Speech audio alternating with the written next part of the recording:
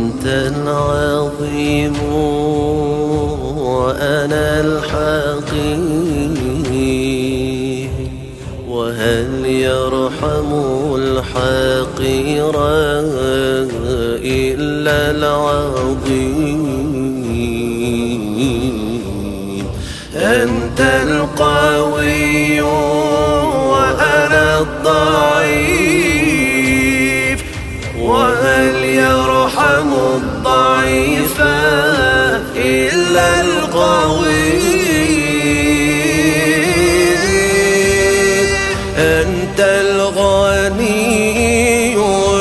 وأنا الفقير وهل يرحم الفقير إلا الغني أنت المعطي وأنا السائل وهل يرحم السائل إلا المعطي وهل يرحم السائل إلا المعطي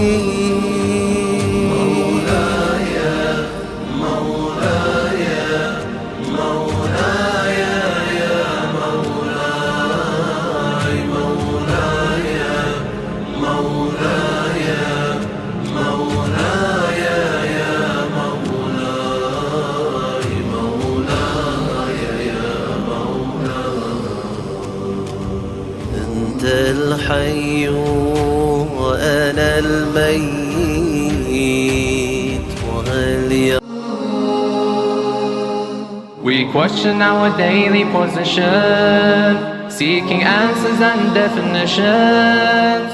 Get the queries of your chest with Ahkam SOS.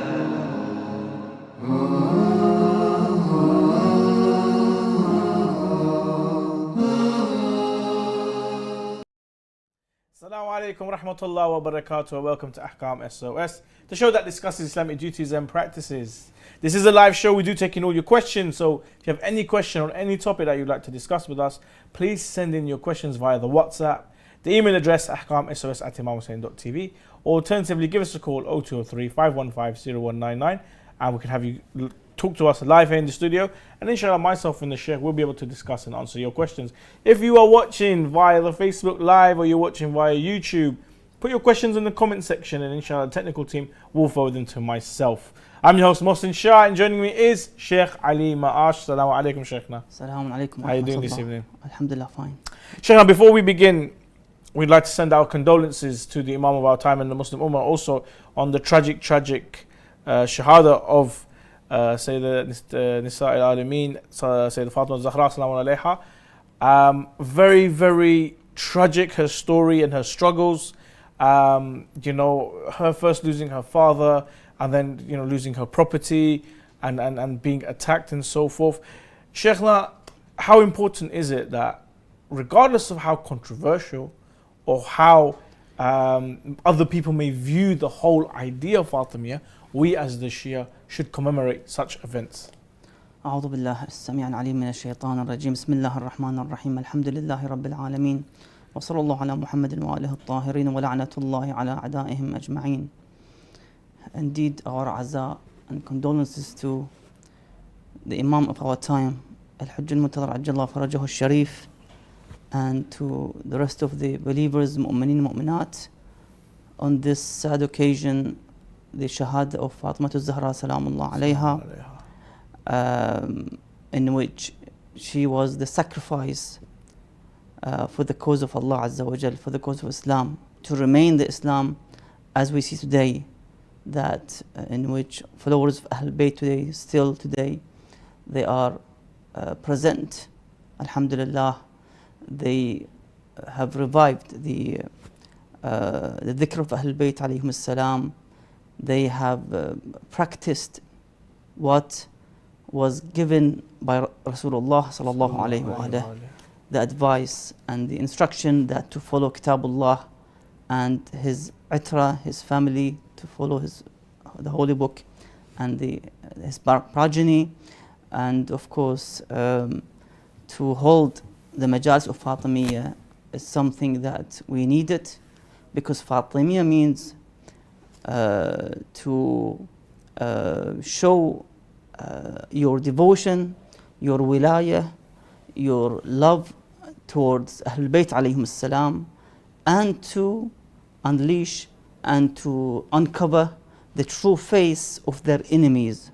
Without the majalis of Fatimiyah and speaking about it, we could end up losing the true history of what happened to Fatima Zahra salamullahi alayha. Yes. So we need that indeed, to sit down and to listen, or to speak and to read and research about what exactly happened in that time, and who were the attackers who came and usurped the haqq from Imam Ali alayhi salam, and of course oppressed and suppressed Fatima Zahra salamullahi alayha.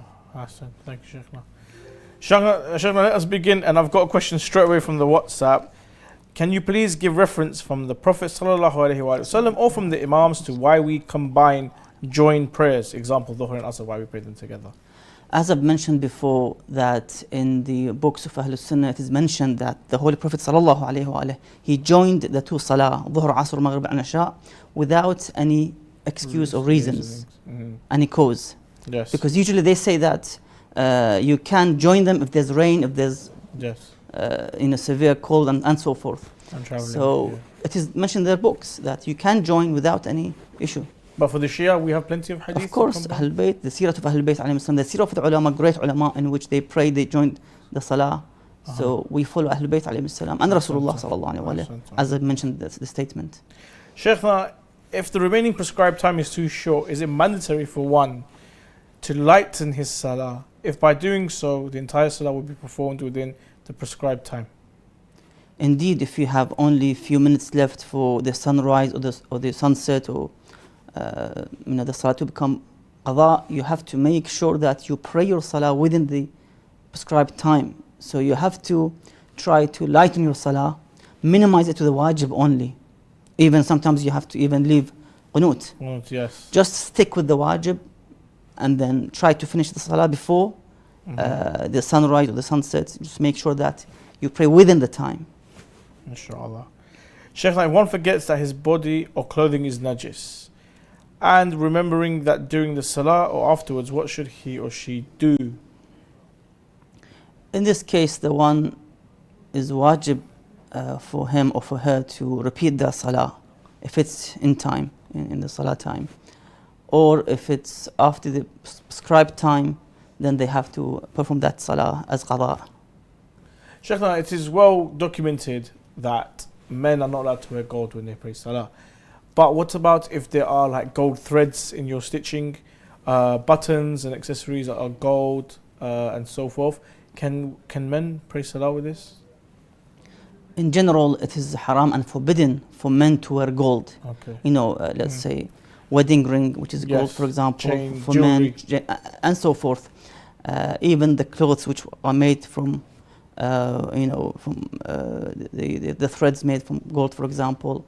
Anything that to be known as gold, to wear that gold is not allowed, and it will cause the salah to become batil and invalid. So you can't really wear them in salah because you have an issue with the salah. Okay. However, with regards to for the ladies, yes, they can wear the gold inside or outside the salah. There's no issue with it. I heard it's actually mustahab for our sisters to wear jewelry when they perform salah. It's Yes. recommended for them to do so. Yes. Sheikhna, one who deliberately does not perform adhan or aqamah prior to the salah, is it permissible for him to invalid his salah in order to perform the adhan or aqamah? From the opinion of His Eminence the Grand Ayatollah Sheikh Wahid Khurasani. His Eminence mentions that it is not permissible for the one to Abandon make salah. salah batil and to redo and pray again for not performing adhan and iqamah, because adhan and iqamah are mustahab. So you can't abandon your salah, which is wajib, to perform adhan and iqamah, which are both mustahab. Sheikh, I have some questions here from the WhatsApp and YouTube. At what day was our Prophet sallallahu alaihi wasallam born? Is it a correct date and year? What we have, the Shia of Ahlul Bayt, 17th of Rabi' al-Awwal. Yeah, Ahlul Sunnah, they have 12th of Rabi' al-Awwal. Uh-huh. But we have 17th of Rabi' according to our sources, of course. Okay. The incident of the door and Fatimiyah, when did it happen? That is not clear to me. For this person who's actually sent the question, said Ammar's done some excellent work, lectures here on Imam Hussein TV 3, you can refer to them. But Sheikhna, when did it happen? It's not clear to me. You could say from the death of Rasulullah sallallahu alaihi wasallam, and some say 45 days, some say 75 days, some say 95 days, some even say 6 months, which is like 180 days and so forth. In your opinion, which narration is quite strong? What you have mentioned, which is the Shahada of Sayyidah Fatima alayhi salam, of course we have a narration which is the 45 and then 75 and then the 95. Yes. Those two last narrations, 75 and 95, are the most strongest, of course. Some would rely on the second narration, 75, and some would rely on 95. So it depends really. No problem. Another one from, I think it's from WhatsApp. Should a Muslim, keep coming in, should a Muslim husband help with household chores, and if she asks for his help and he complains, is that okay or not? These are على كل حال mutual agreements. These are part of akhlaq, should be implemented between the husband and the wife. Try to help each other. We shouldn't just rely on materialistic issues and aspects of life. We have to have some kind of manners, akhlaq, ethics, moral, applied in our daily life, inshallah. Sheikhna, is it mandatory on women to cover their faces if they are not wearing beautification on their face, according to His Eminence the Grand Ayatollah Sayyid Sistani? The Sayyid mentions that it is permissible for the woman to show their faces, and this is almost majority of the ulama would go with this opinion, that a Muslim lady can show her face and her two hands. Of course, up to the wrist must be covered. Yeah. However, the Sayyid mentions that it shouldn't be with the intention of attracting others. Let's say that lady is beautiful and she wants to attract, some kind of eye-catching way of going out in the market, for example, to attract others. That's of course haram in this case, and to be secured from the act of haram and other acts in which would make the insan, an individual, to fall into the haram. Can a Muslim woman who is studying a degree in sports coaching, can she exercise in front of her male teacher? Of course, it is not permissible if that causes arousal of temptation and lust. They can't really do this in front of strange men or non-mahram men. It has to be done through, let's say, a ladies' session, for example. We have a hadith from the book من لا يحضره الفقيه. قال أبو عبد الله الصادق عليه السلام, the sixth Imam of Ahlul Bayt, Salamullah alayhi, he states that النظرة سهم من سهام إبليس مسموم, that looking at the opposite gender with haram, the haram look, is a poisonous arrow of Iblis, of the Satan. من تركها لله عز وجل لا لغيره, the one who prevents from looking at those scenes, beautiful scenes, let's say, from the opposite gender, not because that somebody's watching me or my parents are watching me, for example. No, for the cause and purpose of Allah Azza wa Jal, to please Allah Azza wa Jal, that he turns away his eyes, he lowers his gaze from looking at those beautiful scenes. أعقبه الله إيمانا يجد طعمه, Allah would bestow him iman in which he would find the taste of that iman inside the oneself. I see, I see. It's nice that you mentioned iman, because we've got a question here from YouTube. What should I do when I first had iman but now I am misguided? I want to return but I don't know how to do. على كل حال, the one initially should repent to Allah Azza wa Jal. Istighfar, that's the first stage, to purify yourself from any bad intentions, evil thoughts and notions and so forth. And then you gradually start to practice the ibadat stage by stage. And what I would recommend is to attend majalis of Ahl Bayt alayhim salam, gatherings, dua kumail, dua nudba, dua tawassul. Try to engage into these spiritual gatherings in which the one, inshallah, with the love of Ahl Bayt and their guidance would be, inshallah, learned a lot of information in this regard, and eventually would put himself back on the track of Iman and Taqwa, inshallah. Inshallah. Another question from YouTube, Sheikhna. Salam, how is Isha prayer time identified? This is quite interesting, Sheikhna, because we know Maghrib is when the redness of the eastern sky kind of disappears and it's all seen in the west and so forth. But what about the Isha time? When is that identified?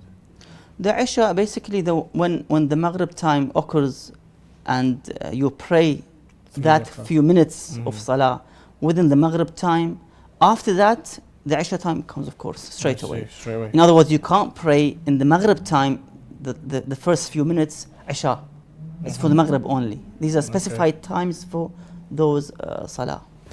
Ahsantum. Sheikhna, I need to get a question. If one buys a garment with money, the khums or zakah of which has not been paid, and performs the salah with that on, would his salah be valid? Not paying khums and praying, of course, salah would not be valid as an obligatory precaution, ihtiyat wujubi. So the one should make sure that he purifies his wealth by paying the khumus. It's a Quranic verse.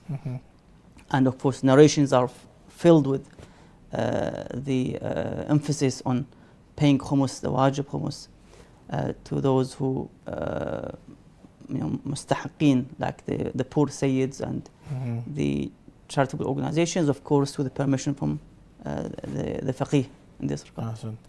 Shana, what is the ruling concerning garments sewn with animal leather that is not known whether or not it is mudhakkar, i.e. tahir on the animal is slaughtered in the Sharia way? Well, if it's taken from the Muslim market and the one doesn't know about if it's been mudhakkar, because you took it from the Muslim market, that would suffice. You take it and you use it because you bought it from Muslim market. There's no issue with it. But if it's taken from non-Muslim market and nothing known about is tazkiyah, is it, let's say leather jacket from China or Japan. I don't know if it's been mudhakkar, the person who made it or produced it was a Muslim, for example. In this case, because it came from non-Muslim country and it's a real animal leather, and I don't know if it's been mudhakkar or not, it remains najis, and you cannot perform salah with such skin. Sheikh, a question here from, I think it's from the WhatsApp. Is it halal to use objects during intercourse when they don't enter the private areas of the partner, such as whips and gags? So I'm assuming here, Sheikh, it is not something used to be inserted in the body, but it's, you could say it's like costume play, or you could say like it's just there to I don't know, express a bit of kinkiness, I guess. Islamically speaking, from what I know of what I've studied, is that if it's not going to bring harm or physical harm or danger, or leave, for example, leave marks or something, or cause pain, then I think there is a lot of room for this. If it's used for intercourse, as you mentioned, you see any object that causes or arouses the lust for any side, any party, from both sides, that is not allowed. You have to use the natural or the hand or the body of the opposite side in order to arouse the lust and temptation. They can't use any object to arouse one another's lust and temptation. Fair. Another question here from the WhatsApp. Salam, I understand that masturbation is haram, but if I'm not ejaculating, is it still considered haram? This is known as edging. So performing the masturbation but not actually ejaculating, is this okay? Is this Islamically speaking, or is this haram? We just said arousal of lust. Problem. Fair enough. Ahsant. Sheikhna, so I have to go back to the other questions. Is it mustahab for a woman to adorn herself with jewelry for salah? I think I mentioned that. Yes, before. of course. Yes, just mentioned this. Mustahab Yes. to wear jewelry Yes. for the lady. Is it permissible for a woman to perform salah without wearing socks, i.e. for the surface and sole of her feet to be uncovered? Yes, there's no objection to that. They can do so, but if they're in a public place like public mosque, for example, in Mecca, Medina, and you have, let's say, men passing around, they have to, of course, cover their feet from the non-mahram in this situation. Assalamu alaikum, Sheikhna. How are you? This is from YouTube. What should I do when I want to have strong iman that never goes away after this dunya and does not shake? We were taught in Hawza that the best way to improve your iman is to study aqaid, and with your understanding of aqaid as it gets stronger and you go into bigger, more advanced books, your understanding of Allah subhanahu wa ta'ala, of nubuwah, of imam and stuff becomes more and more clear and becomes more and more solidified with the arguments and that are portrayed and so forth. Shaykh, any advice for this person how to improve their iman? Exactly what you've said. The one should learn the aqaid of Ahlul Bayt alayhim salam. For example, trying to read and understand the sermon of Imam Ali alayhi salam in Nahj al-Balagha, when he states that أول الدين معرفته, the first thing in religion and faith is to know Allah Azza wa Jal. And then Tawheedullah, the oneness of Allah. And then you try to avoid attributing sifat and features to Allah Azza wa Jal that doesn't belong to Him. Yes, you need to go back to the books of Tawheed, such as Tawheed al-Saduq or Tawheed of the famous book Al-Kafi. The first volume, Kitab al-Tawheed.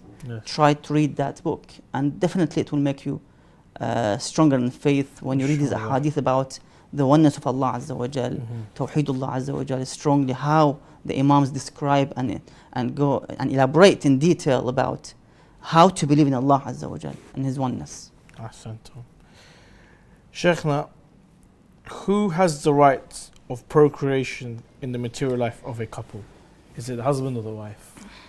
Well, each of the husband and the wife, they have the right to refuse if the other wanted the child, for example. Each preserve their rights. But of course, this should be done through a mutual agreement with, ala kulli hal, with a warmly, hearty manner between each other. Sheikh, a question coming in from, I think it's the WhatsApp or YouTube. Is oral intercourse with women halal as in with a married partner? I remember reading in Sayyid Sistani's website that with the oral intercourse and so forth, it is okay, but nothing najis is allowed to be swallowed at all. Exactly. Any liquid particles should be thrown out. Yes. Sheikhna, a Kitabi woman who is separated from her husband for a long time without legal divorce in court and without a formal divorce according to their creed, under such circumstances, is it permissible for a Muslim man to marry such a lady? Well, if the separation is not considered as divorce in their aqidah and faith and creed and their tradition, that they are still married, I mean, if they go to the church, they would consider them still married, for example. Although they are separate for let's 5-10 years, but they are still legally, or let's say in the church, they are still married. In this case, it's not permissible to marry that woman unless they divorce.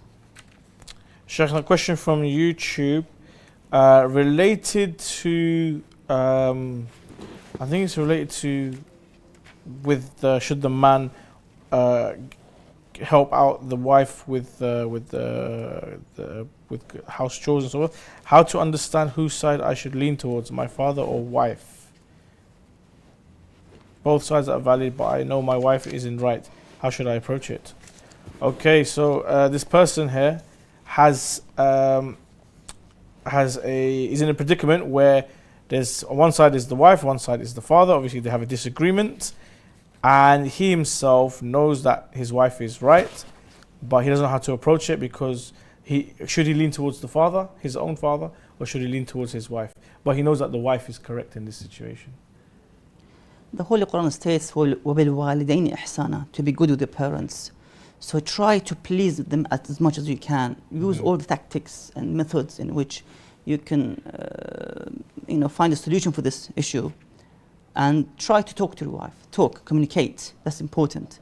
That she can in somehow try to please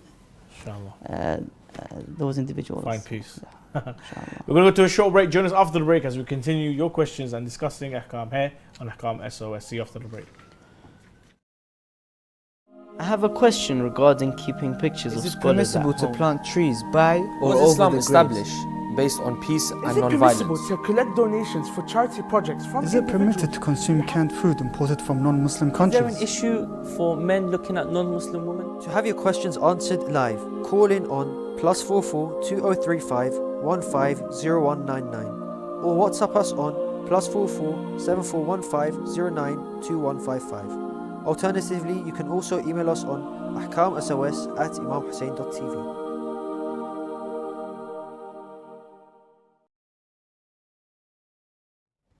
Yes, if you have any questions, please send them in via the WhatsApp email address. Give us a call 0203 515 0199. If you're watching on Facebook Live or you're watching on YouTube, put your question in the comment section and hopefully the technical team will be able to send them to me right here on my iPad. And inshallah, I'll be able to discuss with Sheikh Ali Maas. Assalamu alaikum, Sheikhna. Assalamu alaikum. Sheikhna, question coming in from one of our viewers.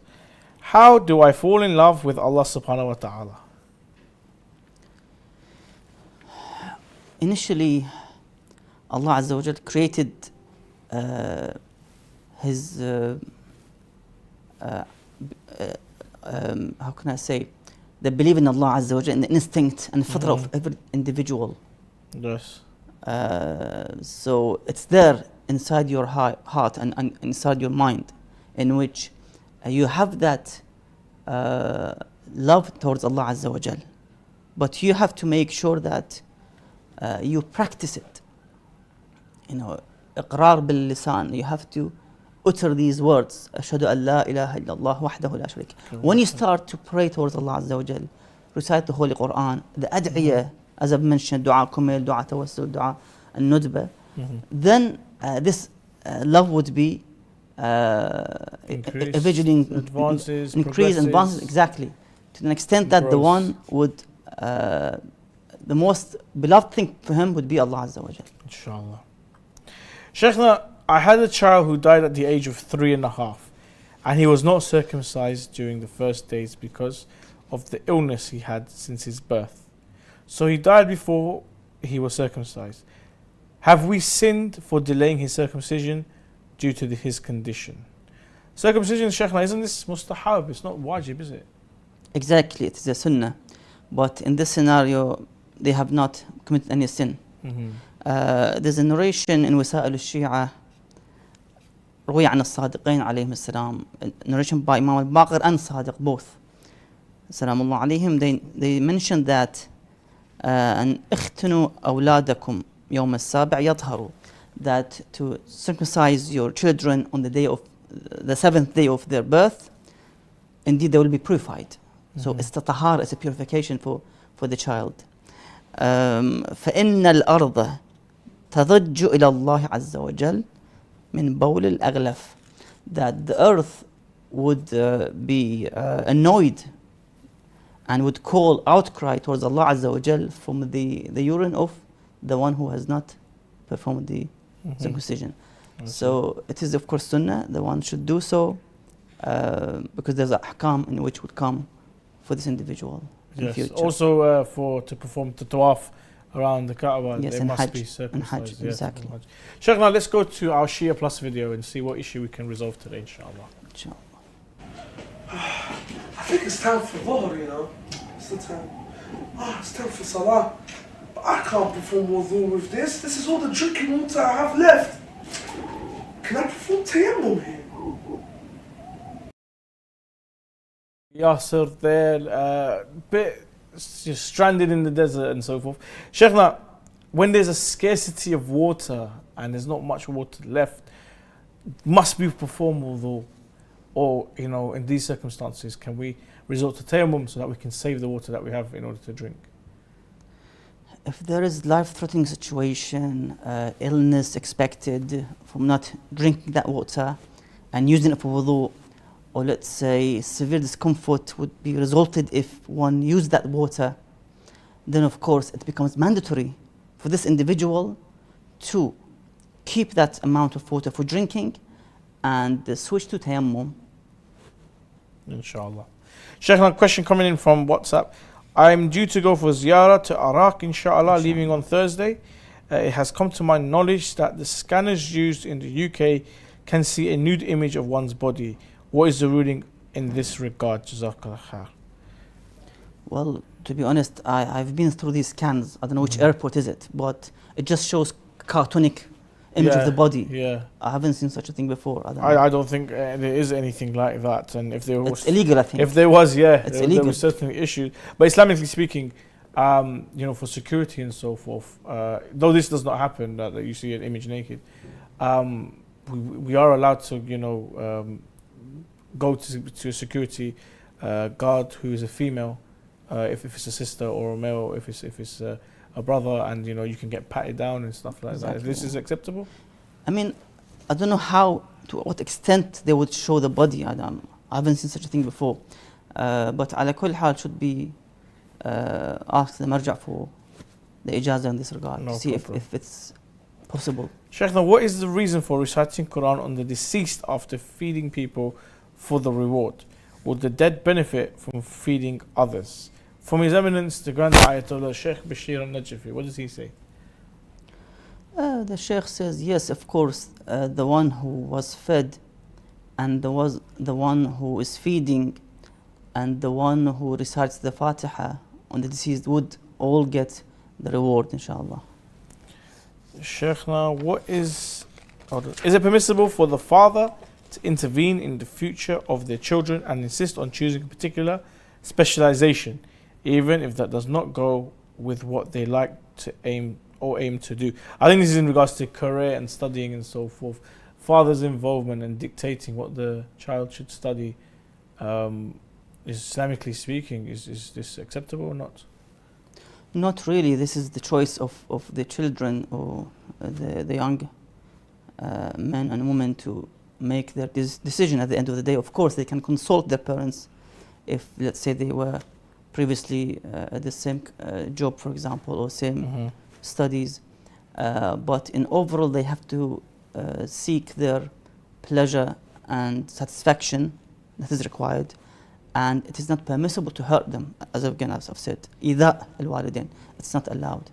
So they have to make sure, try to gain their pleasure in one hand, and of course make their own decision with this regard. It is their own career and future. Indeed. Sheikh, now this is from the WhatsApp, what are the 4 things I can do to protect my deen? I guess the main thing is to stay away from haram, perform all your wajibat, and also to study aqaid as much as you can. Exactly, 3 main things mentioned by many of the ulama, that to study aqaid, as you mentioned, Islamic beliefs, to study also ahkam, as we do today now, in this session, what is haram, what is wajib, and number 3, to study akhlaq. Akhlaq is very important. To learn the akhlaq of Rasulullah sallallahu alaihi wasallam and his pure family as well. And as you mentioned, to prevent from the haram, which means to have taqwa and piety. Sheikhna, a question from WhatsApp. Is a mother allowed to abort the fetus if she does not want it while the soul has not yet entered it and there is no serious danger to the mother's life? As mentioned, the ulama would not allow this. There's no life-threatening situation on mother, so they can't. No. Another one from the WhatsApp. Can I look at a girl whom I intend to marry in the future? I mean, can I look at her body in order to see if she's suitable for me or not? Yes, but without the lust. So it's just to look for the purpose of marriage. I see. Yes. No problem. Sheikhna, is it okay, hold on. We've got some more from the WhatsApp. I have a question about khums. What is the ruling for khums if you have money saved in your savings account and fixed account? basically, if you haven't paid the khums from last year on those savings, nothing was paid from last year, and you haven't spent these savings for this year, and now we have the annual khums day approaching or just approached, of course, this is surplus, this is excess money, unspent money, in which you have to pay khums on. I see. Sheikh, when a woman is on her period, she is not allowed to pray, for example, or to touch the words of the Quran. Is she allowed to go into the shrines and touch them when she is in ziyarah during her haid? Ayatollah Sistani mentions that it is permissible for this lady in this situation to go to the courtyard of the shrine, the courtyard and the surroundings. You know, the sahan and the rawaq, as mentioned in Arabic. She can go in that area and stay there and recite the ziyarah and so forth. However, as obligatory precaution or ihtiyat wujubi, not to remain in the chamber of the shrine or next to the darih, not to go inside that chamber or the place in which the Imam Ma'sum has been buried. So only outside this area, in the courtyard, in the sahan, that is allowed. But anyhow, you might see that the trustees would, or those who are responsible for running this shrine, have considered even the courtyard as a masjid. Yes. There's a daily prayer, there's a Jum'ah prayer as well, with sermons. So the one should be careful with this situation. Of course, the Sayyid mentions that this ruling is especially for the Ma'sumin alayhim as-salam, and not all the shrines. So if you go to the shrine of Maytham al-Tammar, no, there's no such a rule. Unless, as I've said, they consider this shrine as a whole, the whole shrine or the whole place is masjid, then of course the hukm al-masjid prevent the woman to enter in such a situation. Sheikh, this is from the WhatsApp. Assalamu alaikum. Can I see pictures of naked ladies without the intention of lust? As when I go to my art class, there are many pictures of naked models and so forth that we draw, and I see, is it okay if I attend these classes and so forth? To see those pictures, that's not permissible, it's not allowed, no. And the one should, ala kulli hal, ask for different images, for example, or different classes. I see. You can't commit sins just because of studying and so forth. Assalamu alaikum, Sheikhna. What is the hukm on praying behind a Sunni imam, I guess in Jama'ah Salah? The Salah is batil. You have to repeat it. Wow. Can you not do a different niyyah or something? Can you say that I'm going to pray farada, but you'll do qiyam when they do qiyam, you do ruku? Yeah, that's fine. With the intention of farada, not following the imam of their Jama'ah, that's fine. Okay. As sometimes people do in Masjid al-Haram or in Medina when they are stuck in the middle of the Jama'ah or Jum'ah prayer, they have to, of course, follow. Sheikh, what about like the prayer times? So if I'm in Mecca and the adhan is going and so forth, can I trust the adhan that yes, this is the time of dhuhr? Can I pray the dhuhr prayer? Usually the adhan of dhuhr is, I don't know how many minutes difference with us, but I think it's also very close to us. Okay. Few minutes, maybe 1 or 2 minutes. I'm not really exactly sure, but dhuhr is fine. The fajr is fine. The problem is with the maghrib. It's about 15-20 minutes difference. Wow, there's a big difference. So in maghrib you have to wait, sit down. Let's say 15 minutes after their adhan, and then pray, or according to the calendar or the timetable of that city, to follow that calendar. Another one from WhatsApp. Assalamu alaikum, Sheikhna. I was having a mustahab fast, but I accidentally ate something. Is my fast batil? Should I carry on with fasting, or should I just break and start eating? Even with wajib, if you unintentionally eat something, the fasting will remain valid, and you can continue your fast. Unintentional eating and drinking, that should be fine. Continue with your fast. MashaAllah. Sheikhna, another question here we have. Sheikhna, when I go to pray sometimes, I pray with my Sunni brothers and I fold my arms and pray. Is this okay or not? Do I need to repeat my salah? As I've mentioned, the salah is batil. Unless there's taqiyya, and taqiyya not in in Western world. I see. Even back in, let's say, Pakistan, Afghanistan, India, there isn't much taqiyya needed, except in some areas. Extremists are there, for example. You have to pray properly according to the Shia. I see. Of course, yeah. Another question here from WhatsApp, Sheikh. MashaAllah, they keep coming. Please recommend some good books about the Shahada of Bibi. Thanks. Of Fatima Zahra alayhi salam. Assalamu alayha. Most likely, yes. There's a book, I don't know if the brother speaks Arabic or can read Arabic. A book was written by the late Ayatollah Sayyid Muhammad Kadhim al-Qazwini rahmatullah alayh. I think in the 80s, back in the 80s, 70s. Fatimatu min al-Mahdi ila al-Lahd. So Fatima from cradle till burial. A great book to read. That's in Arabic, of course. Okay. In Bihar al-Anwar, I think there's a chapter with this regard as well that one can read. Plenty of books one can go back and read in this regard. I see. What about Shaykhna, Kitab al-Sulaym is very, very famous, which hadith number 2 narrates the incident of the door. This is also available in English. You mentioned Bihar al-Anwar, and there's other also. I remember there is Qarashi, Sheikh Qarashi, Baqir Qarashi. Exactly. He's got a book. He's got a biography of Sayyidah Fatima Zahra sallallahu alayha. Also, there's I know Sheikh Wahid Khorasani's lectures on Fatima Zahra sallallahu alayha have been collected into a book and translated into English, known as The Breaking Bead. So if there's more information you like on the life of Sayyidah Fatima Zahra sallallahu alayha or her tragic death, inshallah you can look in those places also. Sheikh, I think we've got time for one more question. And this is from the WhatsApp. I have a number of qadha fasts over the years due to menses, and I have not made up. Do I have to pay kafara, or can I make up the fast based on my calculations of how many fasts I have left to do? There's a details with this regard, inshallah. We'll answer later, inshallah, because with regards to the how many years, or in terms of because as you know, in this situation they have to do the qadha of this, but if they were intentionally, for example, did not do the qadha and so forth, inshallah. Inshallah. Thank you very much, Sheikhna. Thank you to all the viewers for joining us on this episode of Ahkam SOS. If we didn't get to ask your question, we do apologize, and inshallah we'll have another opportunity on Wednesday to answer your questions. In the meantime, if there is any questions you have, please send them via the WhatsApp, email address, on Facebook Live, YouTube.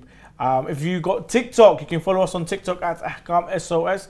We put our Shia Plus videos on there. We upload a lot of different Ahkam. Sometimes in the comment section, people have questions. We do reply with videos on TikTok. Follow us on TikTok at Ahkam SOS, and inshallah you can get all of your answers there, inshallah. See you guys on Wednesday here on Imam Hussein TV 3. Assalamu alaikum wa rahmatullah wa barakatuh.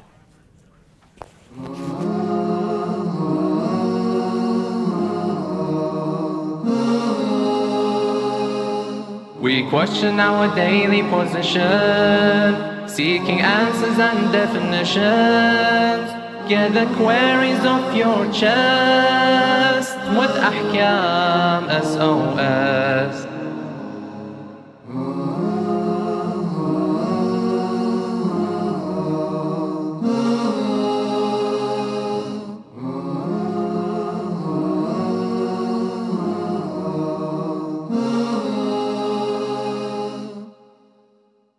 Whilst this winter many of you will be enjoying the festive season, Afghanistan is going through a crisis.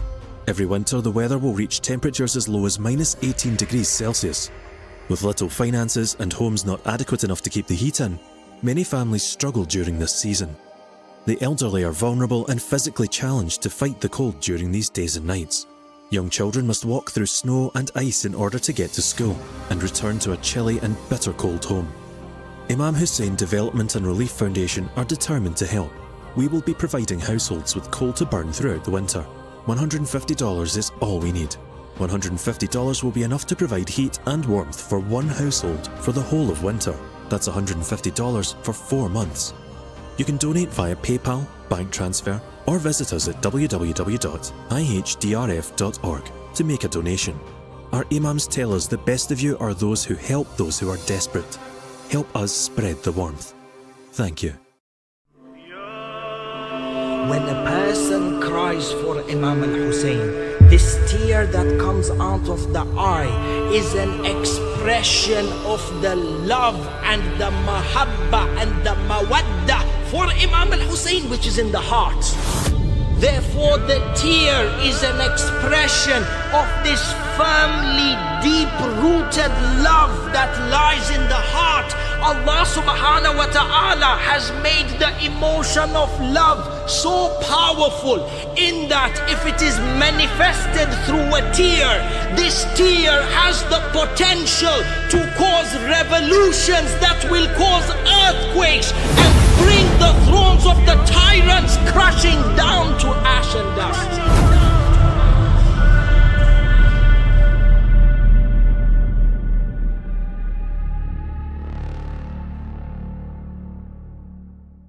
اللهم إني أسألك الأمان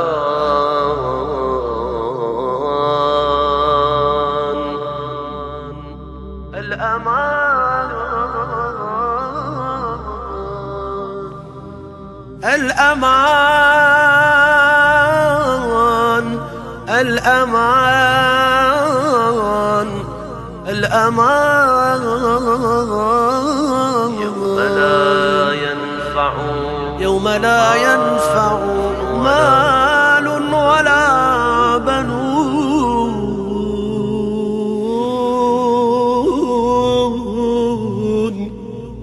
إلا من أتى الله بقلب سليم.